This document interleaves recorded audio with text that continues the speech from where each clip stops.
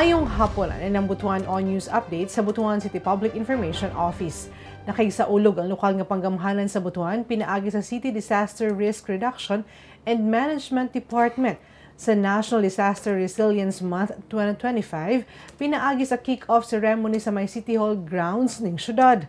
Kinisubay sa tema nga LGU Butuan City, kumikilos para sa kahandaan, kaligtasan at katatagan nga nagdasig sa matag Pilipino nga mulihok isip usa ka nasod nga andam sa tanang panahon.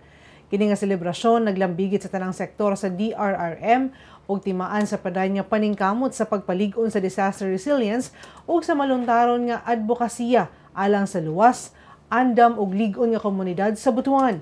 Gikatakda usab ang daghang kalihukan sa tibuok bulan sa Hulyo sama sa disaster preparedness trainings, seminars ug mga community drills aron palig-unon pa ang kapasidad sa katawhan sa pag-atubang sa mga natural calamities lakip mga emerhensya.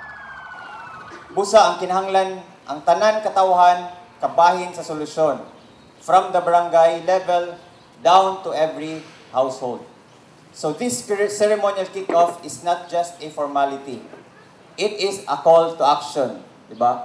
So sa Tagalog, kumilos or kumikilos. So dapat kitang tanan is expected to be answerable. Dapat mulihok dito.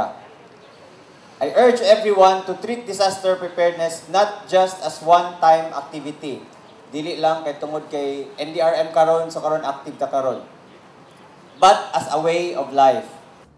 Og makatong mga updates ning adlaw alang sa mga updates, follow the like official Facebook page, TikTok, Instagram og subscribe sa YouTube channel sa Butuan City Public Information Office. Ako si Charmaine Awitan. Daghang salamat.